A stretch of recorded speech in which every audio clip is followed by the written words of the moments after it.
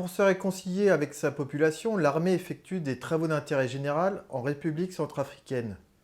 Un sujet que vous avez évoqué en 2014 lors de la réalisation de votre documentaire. Parfois détruire, souvent construire, toujours servir. Comment avez-vous réalisé votre documentaire? Ce documentaire me tenait à cœur. Il y a eu pendant de nombreuses années une crise politico-militaire en République centrafricaine. Je pense que beaucoup de gens, malheureusement, ont assisté à ces tragiques événements. Et pendant cette crise, l'armée centrafricaine était mal vue par la population centrafricaine. Mais il se trouve que moi, j'ai des cousins qui sont militaires. Et ils sont super. Ils ont une bonne mentale, quoi. Donc, je ne comprenais pas, quoi. Ce que je me suis dit, c'est qu'ok, il y a des pourris partout. Pourquoi ne pas essayer de montrer les deux facettes de l'armée centrafricaine? Donc, j'ai proposé ça au ministère de l'Armée. Et l'ambassade de France a entendu parler de ce projet, m'a soutenu, parce que pour moi, il était important de montrer une armée centrafricaine au service de sa population. Voilà. Alors Bangui, la capitale de la République centrafricaine, est votre ville natale. À l'âge d'un an, vous arrivez en France. Quel lien gardez-vous de votre pays d'origine? Quel lien? La famille. Il ne me reste pas grand monde. J'ai un ou deux cousins qui sont encore là. Et surtout, j'ai une tante qui, Dieu merci, est encore en vie. Et une cousine avec qui on échange. Aujourd'hui, c'est plus, comment dire, c'est plus facile avec les nouvelles technologies, c'est beaucoup moins cher et je ne me coupe pas parce que ça, c'est nos parents nous ont toujours dit que le plus important, c'était la famille. Et on essaye de continuer dans ces conseils et on lâche pas, quand on peut, on part à Bangui, on échange, on fait ce qu'on peut, sans rentrer dans les détails, mais voilà, c'est un échange mutuel et puis euh, c'est tellement beau d'avoir deux cultures. Vous avez réalisé un clip d'une série télévisée où vous avez fait appel, à travers l'association Alter Ego Centrafrique, à lutter contre la pauvreté et le sida à Bangui et dans le reste du monde. Pouvez-vous nous en dire plus sur l'association Alter Ego Centrafrique? En quoi consiste-t-elle? L'association, bon, je vais d'abord parler du clip. Le clip a été réalisé par l'association en partenariat avec des grandes stars du monde du football, parce que j'ai mon petit frère Stéphane Pounewachi, qui est un ancien joueur professionnel.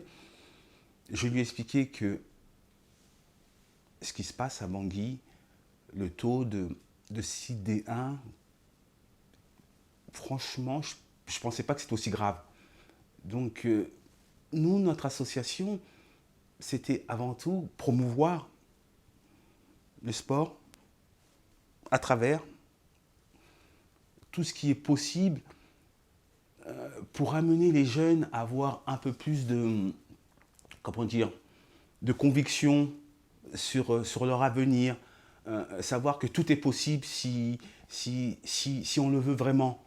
Donc, tout naturellement, mon frère a répondu positivement et il a contacté. Alors, il y avait Drogba, il y avait Makelele et d'autres. Je crois que oui, il y avait Henry, il y avait Thierry Henry.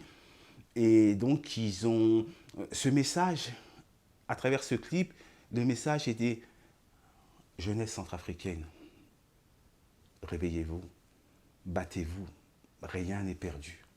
C'est un message d'espoir pour leur dire qu'il n'y a pas de fatalité. Voilà. En 2018, à travers le projet Doka Africa TV, vous avez contribué à accompagner les porteurs de projets de films documentaires en Centrafrique.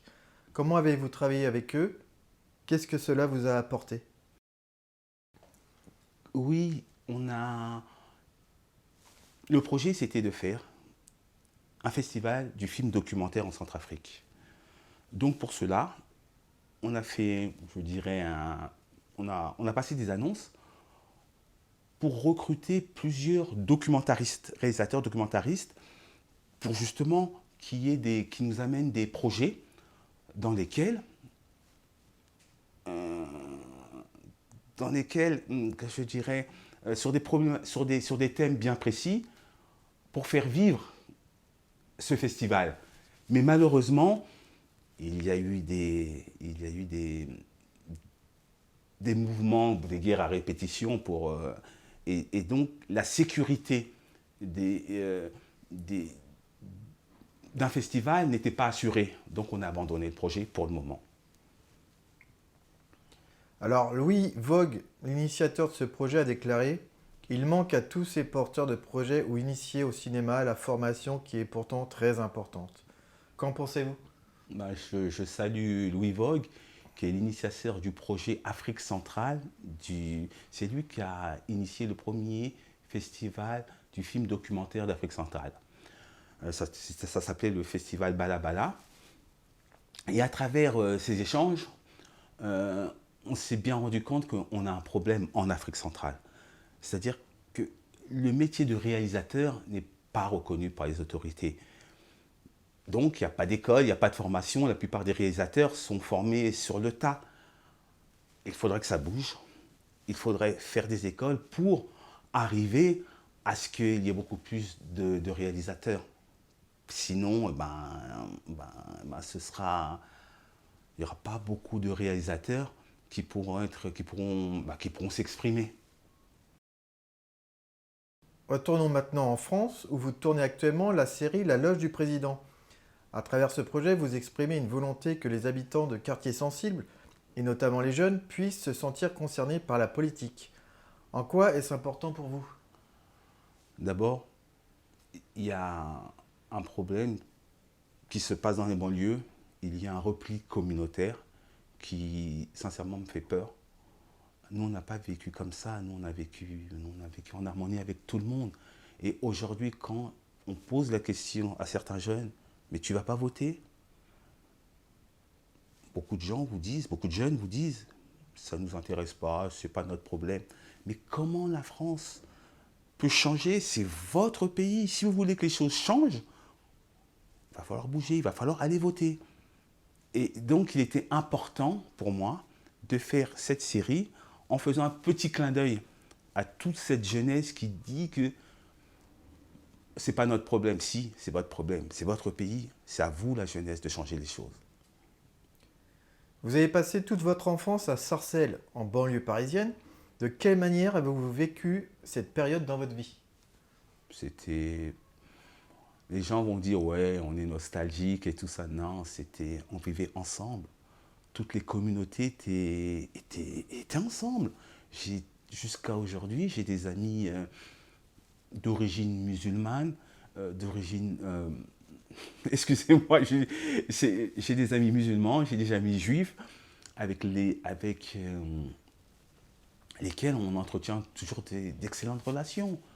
Je salue Karim Bouzidi, je salue Franck Brami, voilà, je crois que vous avez tout compris. Et voilà, ça c'était notre Sarcelles. C'était le Sarcelles où, voilà, quoi. Moi, par exemple, je suis un footeux.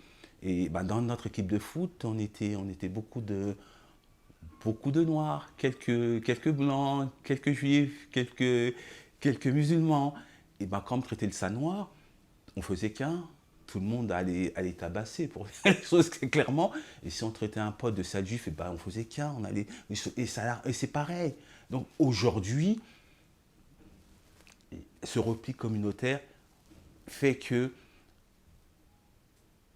nous avons vécu une excellente période, d'excellents moments, mais je ne crois pas que ce soit la même chose aujourd'hui avec cette façon de penser. Votre premier film d'animation 2D, Sarcelles, mon amour, que vous avez réalisé avec votre frère Bruno, met en lumière la richesse des quartiers populaires et la lutte contre les discriminations. Pouvez-vous nous en dire plus sur cette création artistique? Comment avez-vous vécu cette expérience en famille? D'abord, Sarcelles, mon amour est un projet qui a été écrit et réalisé par mon frère Bruno. Moi, je l'ai assisté. Des jeunes des quartiers difficiles ont participé à ce film d'animation 3D Et on voulait mettre en lumière, il voulait mettre en lumière, je l'ai suivi il voulait mettre en lumière notre ville, Sarcelles, et tout ce qu'elle nous a apporté.